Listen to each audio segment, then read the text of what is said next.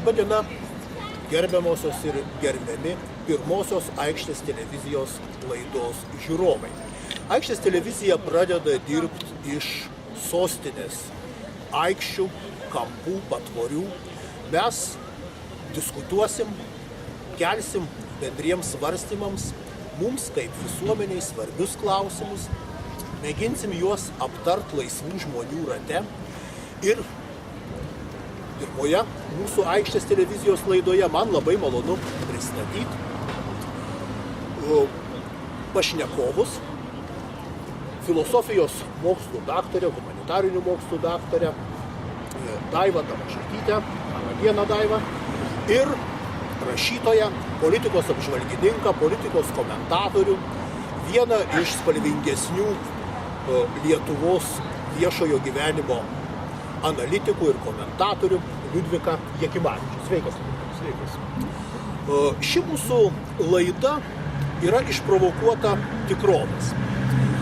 Vakar tokia savita partija, Lietuvos sąrašo partija, iškėlė Seimo rinkimams 2 kandidatus. 2 laisvuosius menininkus. Klaipėdoje Šarūną Navickį, o Vilniuje, Žirmūnų apygardoje, rašytoją Liudviką Jakimavičių. Šiandien Vyriausioji rinkimų komisija šiuos kandidatus registravo ir aš noriu pasveikinti savo bičiulį Liudviką kaip kandidatą, oficialų kandidatą Seimo rinkimuose ir jo pasiteiraut, kodėl. Kodėl Liudvikai pats būdamas aktyvus pilietinio gyvenimo žmogus, jo komentatorius, vertintojas, ryžaisi eiti į oficialią politiką, ryžaisi kandidatuoti į Seimą. Kas nutiko? Na, į tokį klausimą negalima atsakyti vienu sakiniu ar keliais sakiniais, nes paprastai, kai žmogus apsisprendžia, daro tokį rimtą sprendimą, yra daugybė priežasčių, kurias reikėtų vis dėlto kažkaip išgryninti ir papasakoti žiūrovams ir pačiam atsakyti tą klausimą, nes turbūt dar irgi nelabai žinai, kokią vidinę dramą pergyvenau vieną naktį apsispręsdamas kandidatuoti.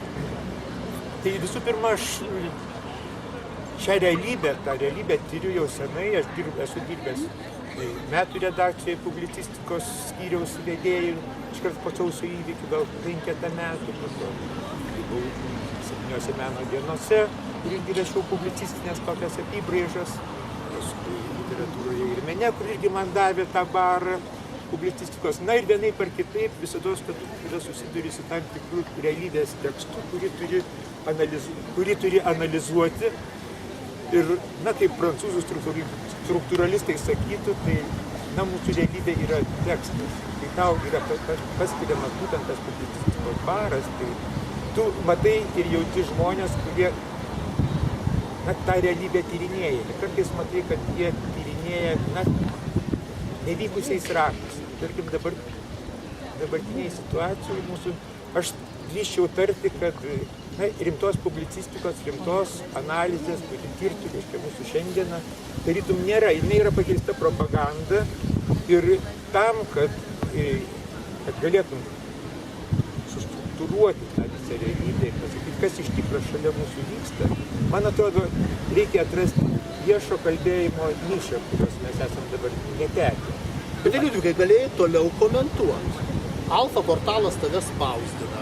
Pats redaguoji Aikštės žinias. Kodėl dabar trūko tavo kantrybė ir eini į tokią jau gryną politiką? Galėjai toliau tą politinį spektaklį dekonstruoti, komentuoti, aiškinti žmonėms, kas tame spektaklyje vyksta. Kodėl trūko tavo kantrybė? Yra daugybė priežasčių. Visų pirma, jei pats žinai, kiek yra prieinama ta viešoji arba neviešoji informacija šiaip žmogui iš gatvės. Aš gatvėje galiu komentuoti žmonių pasisakymus, galiu komentuoti dar kažką, bet šiaip jau ta informacija visa, kuri iš tikro reiškia yra svarbi, kad rekonstruotum tą realybę, jinai yra paskelbta už 9 spynų. Tarkim, kad ir paprasčiausią pavyzdį žiūrėkime. Vyksta koks nors sakysim, kad ir Bačiūno teismas. Dabar Bačiūno teismas, ikiteisminis tyrimas. Tyrimas dėl Pociūno žūties. Tyrimas dėl Pociūno žūties. Ikiteisminis tyrimas yra baigtas. Vadinasi, medžiaga turi būti, arba turi būti perduota teismui, arba medžiaga turi būti viešinama. Mes matome tą realybę, kad medžiaga yra nei perduota teismui, nei viešinama. Nuo visuomenės tai yra slepiama. Žodžiu, tu būdamas, tarkim, Seime, tu gauni galimybę susipažinti su ta slaptąja informacija. Tau atsiveria visai kitos interpretacijos perspektyvos. Bet čia vienas tik tai iš motyvų, kurie mane skatina, knystis kažkaip giliau, matyti tuos procesus, ne jų paviršius, ne tai, ką mums sako, ką mums žiniasklaida perteikia, bet pačiam susipažinti su pačiais pirminiais šaltiniais. Tai tave veda į Seimą tam tikras žinių troškimas ir mėginimas kaip rašytojui geriau pažinti tikrovę. Vienas iš dėmenų yra. O kas iš to mums piliečiams, kad tu ten sėdėsi Seime arba pavyzdžiui Žirmūnų gyventojams, kuriems tu siūlysi savo paslaugas? Kodėl jie už tavo kaip rašytojo komentatoriaus smalsumą turėtų dabar balsuoti? Čia gal vėliau apie tai pašnekėsim. Dabar dar viena čia detalė yra, dar vienas dėmuo, kuris akivaizdžiai rodo, kad mūsų demokratija dabar yra kaip meškerė vyniojama ir mus pasiekia tam tikros bangos, kurios vyksta, tarkim, ir Maskvoje, ir Rusijoje, ir visoje toj posovietinėje erdvėje. Mes matome, kaip siaurėja viešumo ribos. Ir, tarkim, tik tai Seimas gali įtakoti, tarkim, netgi visuomeninis transliuotojas. Kodėl mes čia sėdim? Todėl, kad mes nesėdim Konarskio gatvėje. Mes turėtume sėdėti Konarskio gatvėje ir tautai aiškiai. Tai čia geriau, čia maloniau. Čia gana malonu yra iš tikrųjų. Ir iš tos didžiosios tribūnos aiškinti, kaip mes matome šitą pasaulį. Aš esu galų gale kandidatas, mes šiandien vykome. Ir aš galėčiau paaiškinti, kaip visuomeninis transliuotojas, mokamas iš mūsų mokesčių mokėtojų pinigų, turėtų iš tikrųjų dirbti, kaip turėtų įsileisti visuomenininkus. Ir aš turėčiau dirbti kultūros ir švietimo komitete ir aiškinti žmonėms, kurie tarytum nesupranta, kad mūsų visuomeninis transliuotojas yra uzurpuotas ir kad reikia kažką staigiai keisti. Ypatingai tai pasimato būtent prieš rinkimus. Mes dabar stebėsime visas tas rinkimų batalijas ir matysim, koks pasityčiojimas yra daromas iš visuomenininkų, iš tų idėjų, kurios sklando visuomenėje.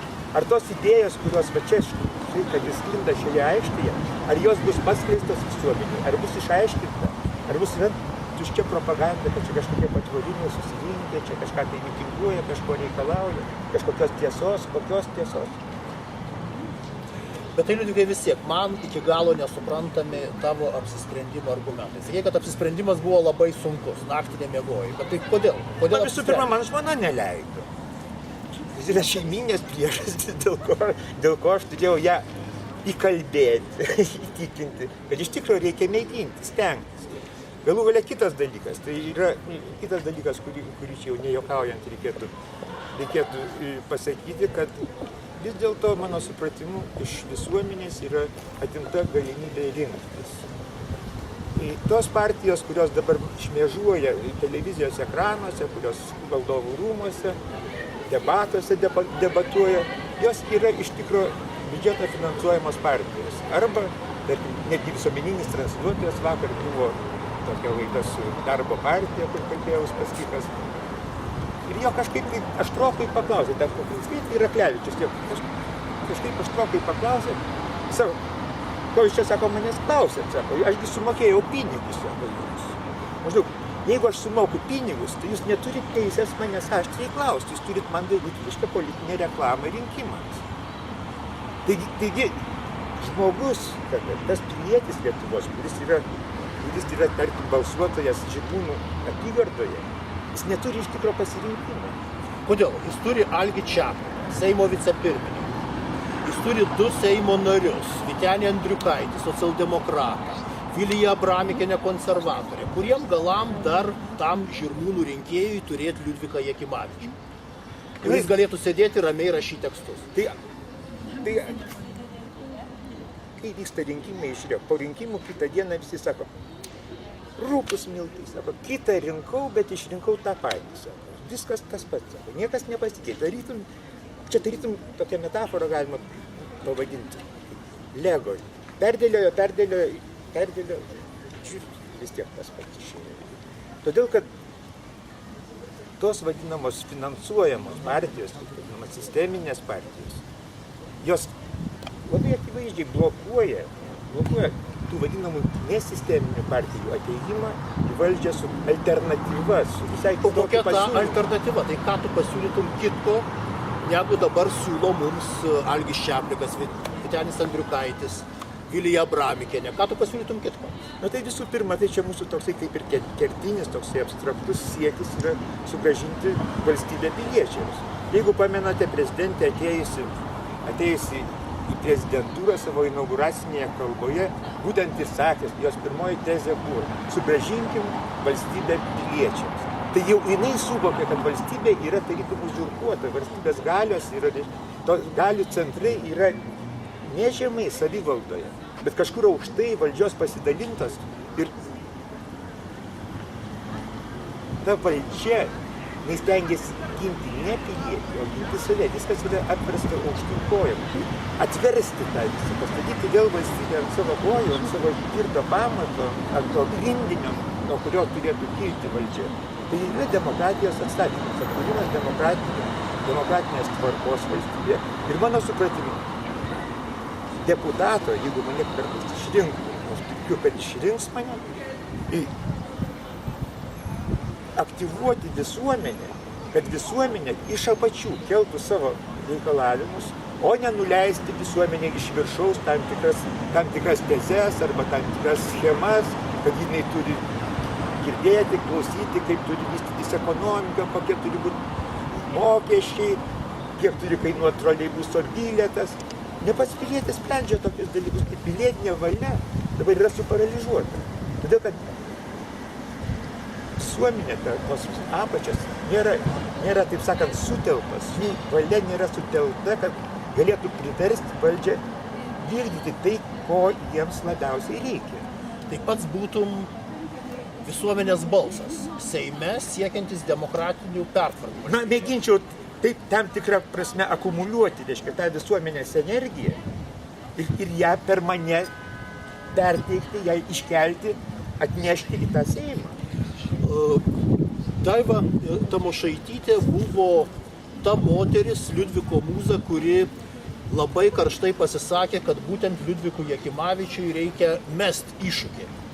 Algiui Čaplikui, Vyteniui Andriukaičiui, Vilijai Abramikienei. Kodėl Daiva taip manėt ir kodėl jūsų manimų Liudvikas būtų tas tinkamas žmogus tokiam iššūkiui mesti? Na, pirmiausia, Liudviką aš pažįstu iš jo darbų, iš jo visuomeninės pozicijos, būtent iš to, ką jis pats čia pristatė, kaip jisai, reiškia, garbingai, pilietiškai gindavo laikraščio puslapiuose ir sąjūdžio metais tą mūsų visų pilietinę poziciją. Antra, man imponavo, kad Liudvikas atėjo čia kaip menininkas. Į aikštę. Taip. Ir man atrodo, neatsitiktinai jis atsidūrė būtent Lietuvos sąrašo gretose. Ir pirmas mano klausimas Liudvikai tuomet būtų, kodėl tu atsidūrei čia, tarp menininkų, ar dėl to, kad tu įsivaizduoji, kad menininkai turėtų turėti didesnį balsą visuomenėje ir Seime? Na, visų pirma, kad aš neapsikenčiau seniai. Žiūrėkit, tarytum buvo sukurtos tam tikri demokratijos grebės, tai tokie, ir lyg tai viskas tvarkojas. Pavyzdžiui, užsienyje, taip, jūs turite visą demokratinį tą aparatą, jūs turite demokratinės taisyklės, jūs turite laisvą spaudą, bene laisviausią Europoje. Jūs labai aukštai stoja beje ir pasaulyje mūsų pagal tuos reitingus vadinamus, nes taip, yra įvairi spauda, nėra partinės spaudos, yra nuomonių pluralizmas, sakysim, yra laisvi rinkimai, yra pozicija, opozicija, nėra vienpartinė sistema. Tai ko jūs norit? Kas jums atsitiko? Bet esmė yra ta, kad taisyklės yra tos formuluotės, yra teisingos, bet turinio po jomis nėra, arba turinys yra uzurpuotas. Yra jėga užvaldžiusi būtent jėgos, kaip sakyti, struktūros yra būtent užvaldžiusios, jos susijungusios. Jeigu, pavyzdžiui, Amerikoje 18 amžiaus pabaigoje buvo sukurtos tie demokratijos pamatai, kad visos trys valdžios, tarkim, ir įstatymus leidžiančioji valdžia, ir vykdomoji valdžia, ir teisinė valdžia yra atskirtos. Tai jeigu pamatytume dabartinę šiandienos mūsų realybę, mes pamatytume, kad jos visiškai nėra atskirtos. Formaliai jos tarytum yra atskirtos. Dar ketvirtoji valdžia yra, žiniasklaida, tas vadinamas šuo, ar kaip tenais vadina, žurnalistika čia yra. Sarginis šuo, kuris turi apsaugoti visuomenę nuo valdžios uzurpavimo. Bet kad ta pati valdžia, kuri saugo save nuo visuomenės, jinai veikia per tą pačią žiniasklaidą, kuri turėtų būti laisva ir per kurią turėtų reikštis laisva žmonių valia. Štai tas valdžias irgi reikia atskirti, reikia tikrai padaryti realų atskirimą, kad jos veiktų savarankiškai, kad jos neuzurpuotų tam tikrų galių iš piliečių, neatimtų. Ir manau, kad tai yra įmanoma padaryti. Čia reikalinga tik tai, kaip sakyti, reikalinga kad atsirastų tam tikros takoskyros, tam tikros valdžios galių apribojimai. Tam tikras šviesumas, tam tikras skaidrumas, apšviesti visuomenę, kad jinai matytų, kaip yra tos galios uzurpuojamos iš visuomenės, atimamos. Na gerai, kaip tu sugrąžinsi tas galias?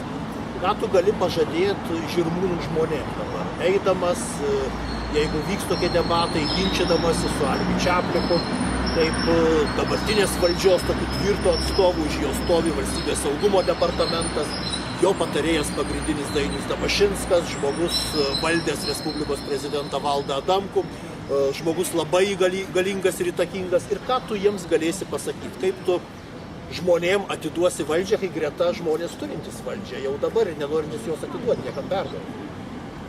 Aš nesiūlau jokios revoliucijos. Aš sakyčiau, kad reikia pradėti nuo tos vadinamos apačios. Reikia burti bendruomenę, pakeisti savivaldos įstatymą. Įstatymą, kad patys žmonės iš apačių rinktų savo seniūną, rinktų savo seniūnijos tarybą, kuris spręstų ir tam tikrų būdų deleguotų savo žmogų į savivaldybės tarybas, kuris kreiptų. Ir jeigu visose apygardose taip atsitiktų, ten susirinktų žmonės, kurie žino savo problemas, kurie gali, tarkim, ir meras būtų renkamas, reiškia, tiesiog neatsirinkimas. Kita vertus, kad nebūtų savivaldoje, čia yra nesąmonė, kad savivaldoje yra renkama pagal partinius sąrašus. Tai faktiškai atmetamas kažkoks žmogus, kuris iš viso nei yra iš to rajono, gal jis yra, pavyzdžiui, iš kokios nors Plungės, jis yra iš Žirmūnų tarybos specialistas. Tai yra nesusipratimai. Tai pats esi tos programos šalininkas, Lietuvos sąrašo sukurtos programos šalininkas ir manai, kad ją įgyvendinus valstybė sugrįžtų į žmonių rankas ir Respublika būtų atkurta.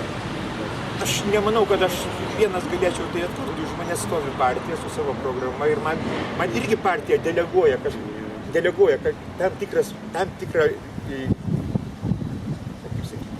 tam tikras veikimo zonas, bet aišku, aš neaprėpsiu tų visų veikimo zonų. Aš galiu tik suaktyvuoti tą visuomenę ir jinai pati turėtų pasakyti, kas jį. Kita vertus, aš galvoju, kad lygiai taip pat kaip kokioje Šveicarijoje ir Belgijoje, tokia savivaldybė, pavyzdžiui, galėtume mes patvarkyti referendumo įstatymą, kad dėl kiekvieno konkretaus dalyko skelbti Žirmūnų apygardoje apklausas, arba referendumus tokius, kur būtų išreikšta tų žmonių valia ir pagal tai jie tvarkytis. Tarkim, ten kur nors Belgija pjauna medį, kažkokį atvažiavo ir pjauna medį. Tai stop. Mes darom referendumą, vietos referendumą ir Jeigu nusprendžia žmonės, kad negalima šitą medžią pjauti ir niekas to medžio nenupjaus, jokia aukščiausia valdžia, net prezidentė nenurodys, kad šitą medį reikia nupjauti. Kai tavo kandidatūrą pasiūlė kelt Lietuvos sąrašui filosofas Vytautas Rubavičius, čia atėjęs į aikštę kilo daug diskusijų.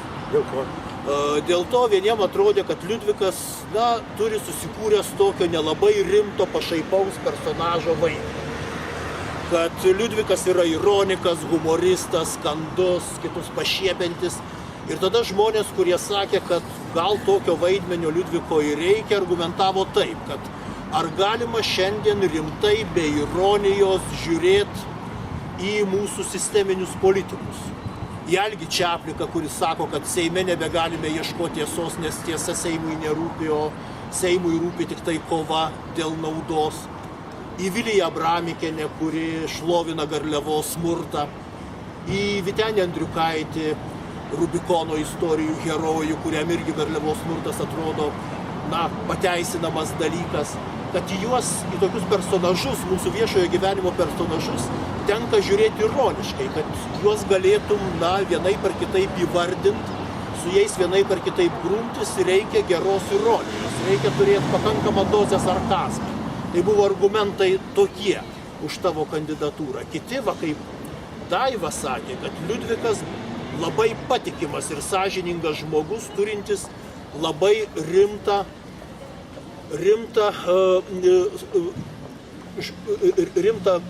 žmogaus veidą. Kad Liudvikas yra sąjūdžio kūrėjas, sąjūdis steigęs mokslo akademiją. Kad Liudvikas yra piliečių chartijos kūrėjas, sietyno leidėjas, tremtinių šeimos vaikas, poeto Jokimaičio sūnėnas, poeto disidento. Kad Liudvikas yra visų pilietinių akcijų aktyvus dalyvis. Daiva, tavo argumentų dar daugiau buvo už Liudviką.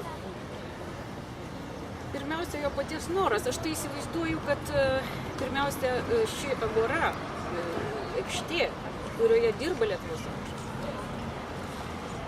yra labai atvira erdvė.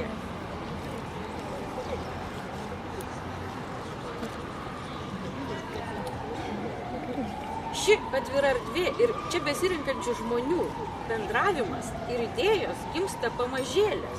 Jos remiasi pakantumo principais, sąžiningumo principais ir tiesos principais. Tai vat Lietuvos sąrašą aš matau kaip išskirtinį judėjimą ir partiją tarp kitų judėjimų ir partijų. Kodėl? Todėl, kad pirmiausia žmonės susirinkę čia ieško tiesos. Ir vienas iš jų štai Liudvikas. Ir kad jo atėjimas čia yra labai natūralus, labai ilgai augintas, bręstas. Iš vidaus, kaip piliečio, kaip žmogaus, kaip menininko. Kitaip sakant, Liudvikas man yra tokia daugelybė asmenybė. Nėra, žinot, primityvus funkcionierius, ar kažkoks partinis žmogus, ar tiesiog šiaip menininkas laisvas. Tai yra žmogus, asmenybė, kuri jungia savy nepaprastai retas savybės. Ir dėl to jis labai natūraliai išaugo, atėjo čia, ėmė leisti aikštėje žinias. Bet kai pažįsti žmogų labai seniai, kaip kurso draugą, turi tam tikros skepsio dozę. Kaip čia tas žmogus, su kuriuo alų geri, vyną geri šnekučiuojasi ir visa kita, staiga eina į Seimą. Tas skepsis visiškai suprantamas. Liudvikai, dėl tavo ironijos, tu sąjūdžio laikais kūrei Šėpos teatrą. Kartu su Gintaru Varnu, kitais Rentėt Šėpą, garsus dabar aktoriai, labai garsus aktoriai, tuo metu būdami jauni, vaidino ir tai buvo ironiškas santykis su Sovietų imperija, kuris padėjo įveikti baimę ir tą Sovietų imperiją Lietuvos pakrašty griauti. Dabar irgi kartais žvelgi dočio žvilgsniu į tą sovietinę, nes posovietinę tikrovę jau.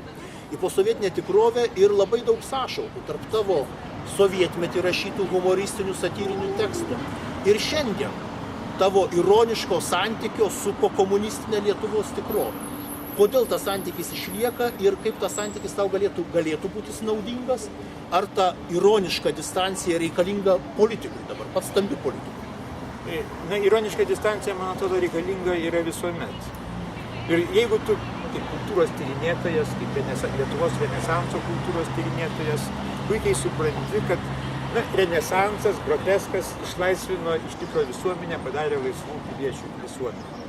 Netgi jeigu kalbėsim tokią metaforą ne metaforinė kalba, bet tokį paprastą pavyzdėlį, kad karalius turėjo juokdarį, kuriam leisdavo iš jo šaipytis.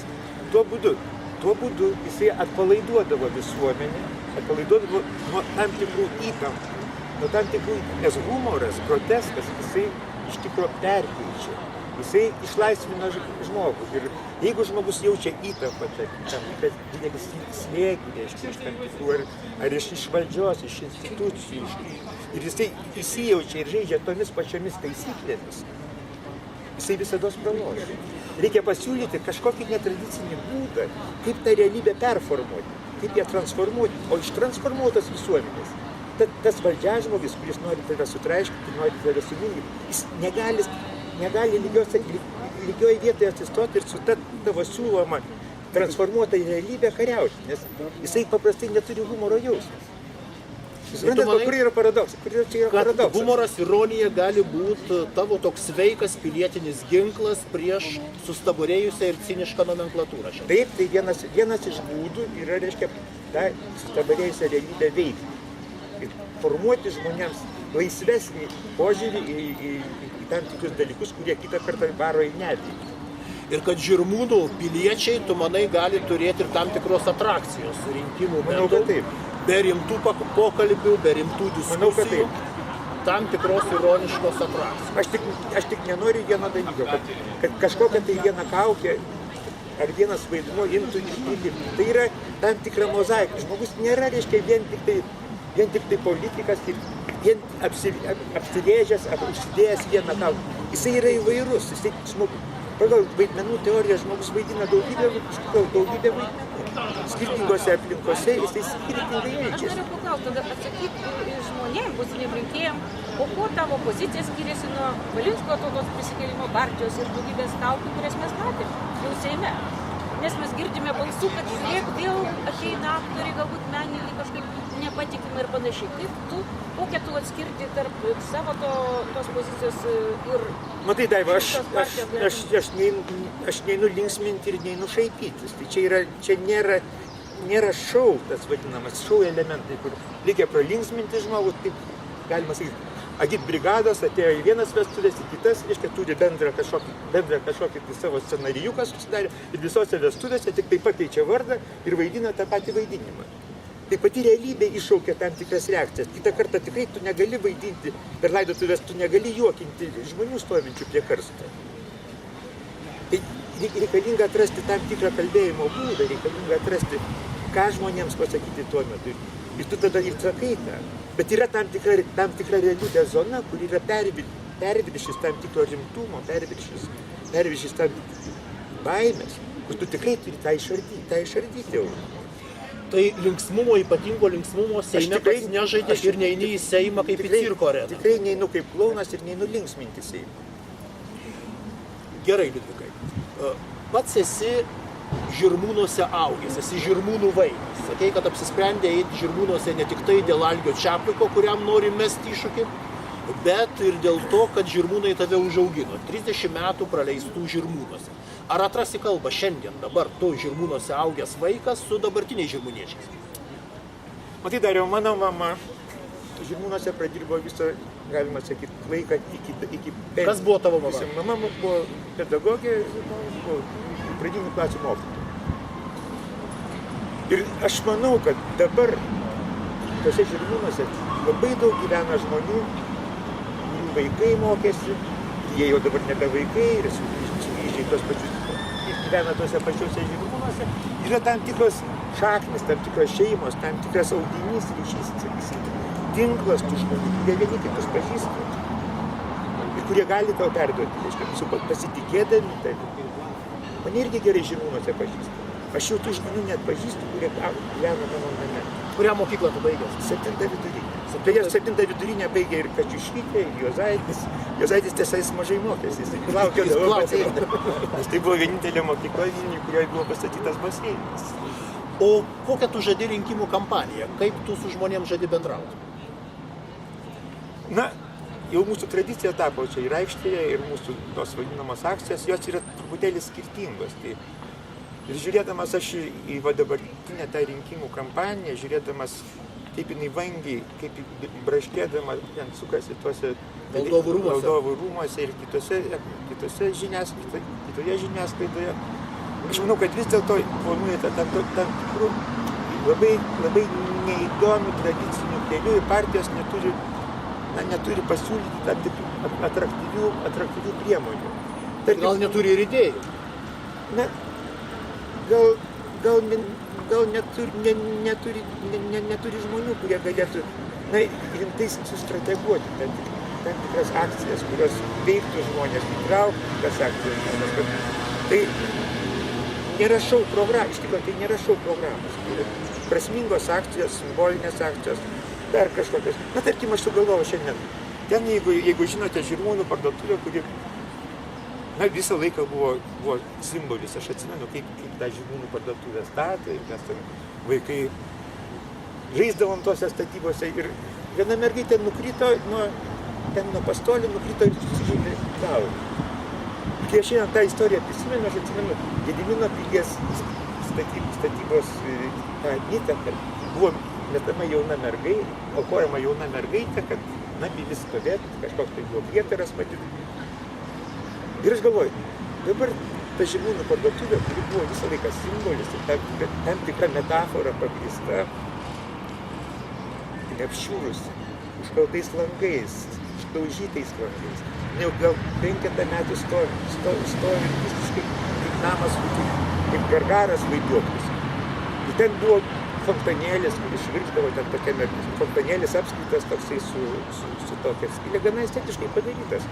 Ir su bronzinė mergaitė tokia, ir tas fontanas švirkšdavo ir ant to rato, ir ant tos mergaitės. Ir dabar ten tas fontanas yra šiukšlynas. Aš galvoju, aš sukviesiu ir žirmūniškius, ir paimsiu savo partijos žmonės, atvažiuosim, išmėšim tas šiukšlės iš to fontano ir atsivešim vandenvežį ir paleistim fontaną, bent tam laikui, kol būsim kartu tenai su tais žmonėmis. Gražu. O idėja tos instaliacijos? O idėja, kad priminti žmonėms, kad galima kažką padaryti. Tai galima padaryti prasmingo, priminti, atgaivinti jų prisiminimus, atgaivinti jų tam tikrą, kaip ir savigarbą atgaivinti, kad tarp tokio šiukšlyno negera yra gyventi ir tau tie prisiminimai, jie skauda iš tikrųjų.